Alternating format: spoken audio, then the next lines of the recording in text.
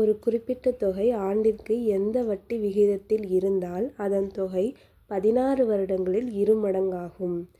இப்போ இந்த கொஷினை பொறுத்த வரைக்கும் என்ன கேட்குறாங்க, வட்டி வீதம் தான் கேட்குறாங்க, ஆர் தான் கேட்குறாங்க. என்ன சொல்லிட்டாங்கன்னா, இந்த மாதிரி மடங்கு சம் வந்தாலே நம்ம என்ன பண்ணுவோம், என்ன ஃபார்மில் போடுவோம், என்ஆர் இஸ் ஈக்குவல் டு 100. இப்போ 2 மடங்கு அப்படின்னால நம்ம இங்கே 100 போட்டுப்போம்.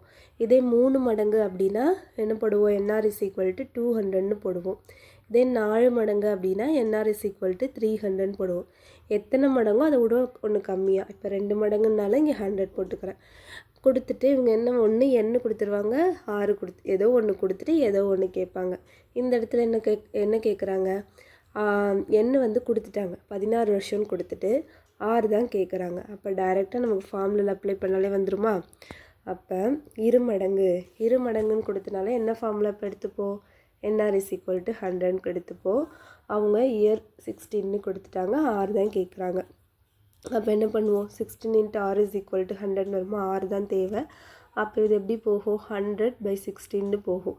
இதை 4 டேபிளில் கேன்சல் பண்ணால் இது 4 டைம்ஸ் வரும், இது 25 டைம்ஸ் வருமா. அப்போ 25/4ன்னு வரும். இதை திரும்பி நம்ம என்ன பண்ணுவோம், 4 டேபிளில் இது என்ன வரும், 6 4s are 24 வரும். இப்போ 6, அப்போ பேலன்ஸ் 25ங்கிறதுல 1 இருக்குமா, 1/4. அப்போ 6 1/4 தான் நமக்கு 6. ஓகேயா.